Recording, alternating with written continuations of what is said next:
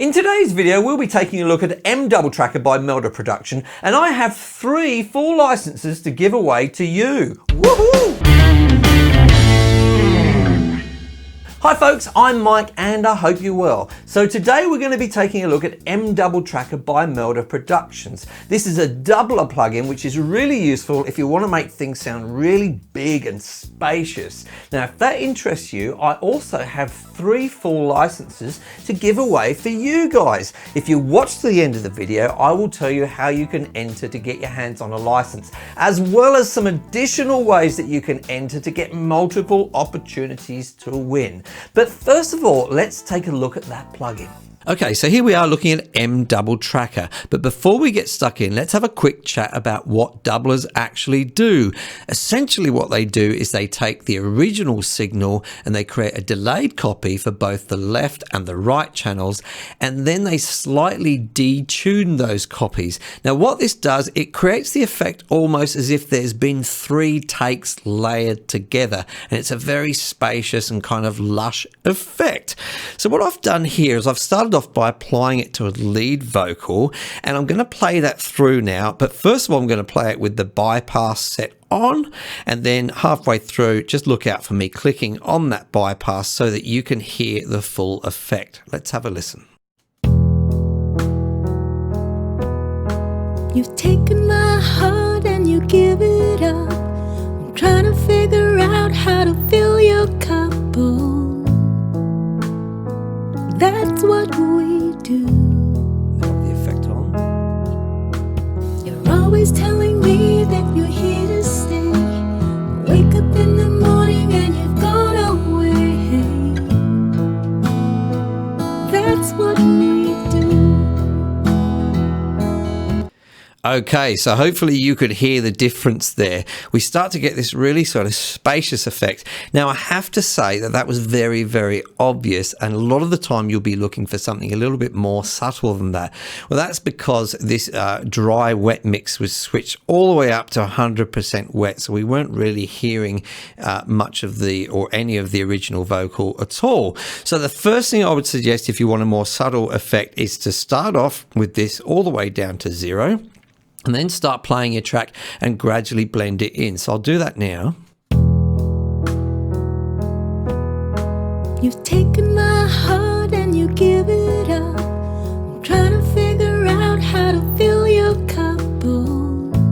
Okay, so around about there, you can definitely hear the effect, but it's much more subtle than it was before. So that's a very important control to begin with, but we will pop it all the way back up to 100 so that we can hear what we're doing, or maybe just down a bit so we can hear some of the original. And let's go on to look at some of these other controls, because you'll see next to this control is this big focus control, and this actually is a really important control. It's off at the moment, which means that both of the signals are being completely copied to the left and the right side. But as we begin to push this control up, you'll see some measurements in hertz start to appear. So what this basically means is the effect will only happen above a certain number of hertz. So in other words, if you don't have this on, things can get a little bit muddy as we start to have lots of the full signal going through the left, right and center of the sound. So if we put this up to say here, only the top end, things above 2000 hertz or so, will actually be copied to the left and the right. Have a listen to this now. It sounds a bit more subtle again. You've taken my heart and you give it up. I'm trying to figure out how to fill your cup. That's what we do. And I'll take that all the way down so most of the signal's coming through. You're always telling me that you're here to stay. Wake up in the morning and you've gone away. That's what we do. So that's a very useful control indeed, just acting as a kind of a filter for the delays. It really depends on the song as to where you would use that. I would suggest that in a not very busy song, for example, where if it was just a guitar and a vocal, you could afford to have this either off or down really, really low. But with a much sort of bigger mix where you've got a lot more going on, you'd probably want to get this up reasonably high, not too high, but probably, I don't know, around about there. So that is the focus control. The next control we're going to look at is this space control, and that basically determines the overall delay, sort of the amount of delay that goes to the algorithm, or the delay sizes, I should say. So the best way to demonstrate is just for me to play with it. So we'll start with it down small and have a listen to this. You've taken my heart and you give it up. I'm trying to figure out how to fill your cup. Oh, So it's a very short delay. that's what we do. Let's pop it up big. You're always telling me that you're here to stay. Wake up in the morning and you've gone away. Okay, so it's fairly obvious. You can hear, I hope, what the differences are there. You also now have a saturation control. Fairly obvious what that does, but what I can say is it just adds a little bit of warmth to the actual delayed signal. So have a listen to that. You've taken my heart and you give it up. I'm trying to figure out how to fill your cup. Oh, that's what we do. And then we have the output control, and that just controls the overall output from the effect. Now, these controls down here get a little interesting. They're basically divided on a left and a right side. So I want to deal with the left side first of all. The first control we've got is for the depth. So that controls the length of the delay again. So if we put that very small like this, it's going to sound like a very, very sort of short delay. Have a listen. You've taken my heart and you give it up. I'm trying to figure out how to fill your cup. Oh, I'll put it pretty big. that's what we do. You're always telling me that you're here to stay. You can always hear that ping-ponging from the left and the right speakers there. Now, the next one, I found this a little confusing, I have to say, but it's called the delay. Now, from what I can understand from reading the documentation, it controls the amount of time between the beginning of the first and the second delay. I could be wrong about that. Perhaps someone from Melda can correct me in the comments if I've got that wrong. But again, it's another one of those things you really just want to play with it and you'll be able to hear the difference. Certainly, if I put the delay up big, then you will hear a massive difference between the original vocal and the two delays. Have a listen. You've taken my heart and you give it up. I'm trying to figure out how to fill your cup. Oh, Okay, so very long and obvious there.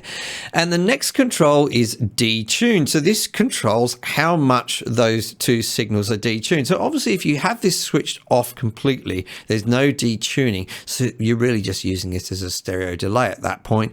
So have a listen to that. you've taken my heart and you give it up. I'm trying to figure out how to fill your cup. Oh, Okay, so if we put the detune all the way up, it's going to detune to a maximum level that it can for this plugin, and it's going to sound really terrible, but have a listen anyway.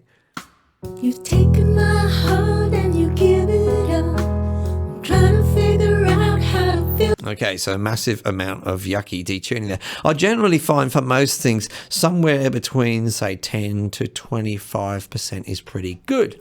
Now, that's those three controls. What's really interesting is they have counterparts on the right-hand side. This is where it gets kind of cool for me. So if we have, say, the detune one that we were just looking at, there's a counter control over here, which is detune width. Now, what this does is it makes a slight difference between, say, the detuning of the right and the left channel. I'll make sure I get this right around. The left and the right channel. So that creates a more spacious effect for detuning, funnily enough. That wasn't the effect that I expect, but it really does. So I'll pop this up fairly big and have a listen. You've taken my heart and you give it up. I'm trying to figure out how to fill your cup. I'll bring it down small again. That's what we do.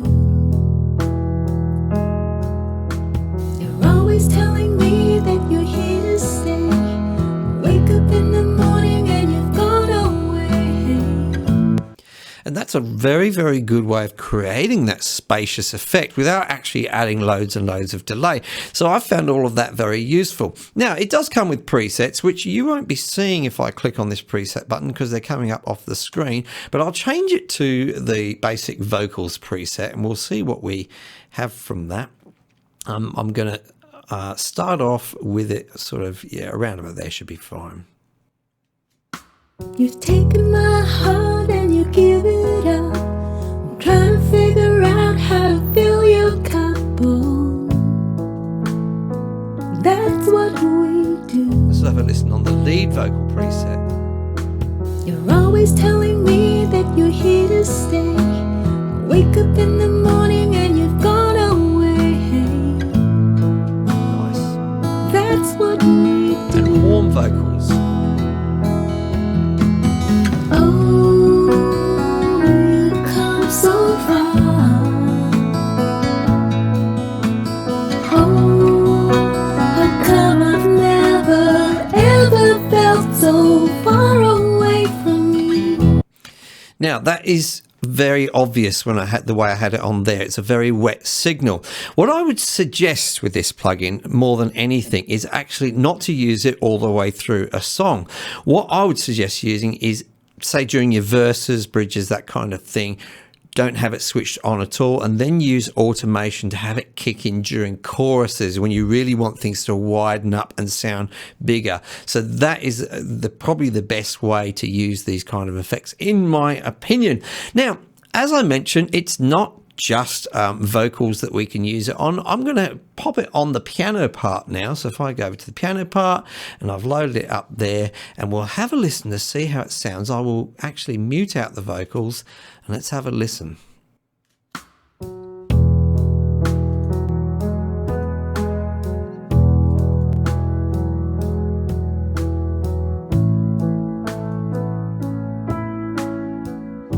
Let's make the space bigger.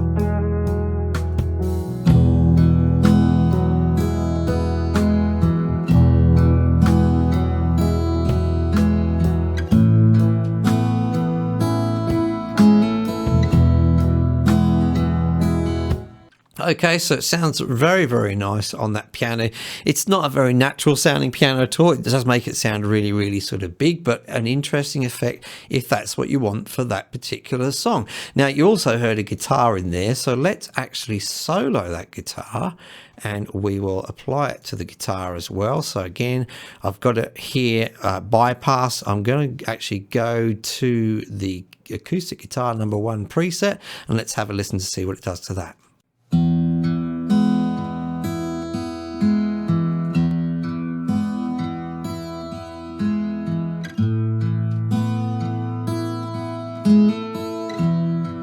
you can hear how kind of wide that guitar sounds.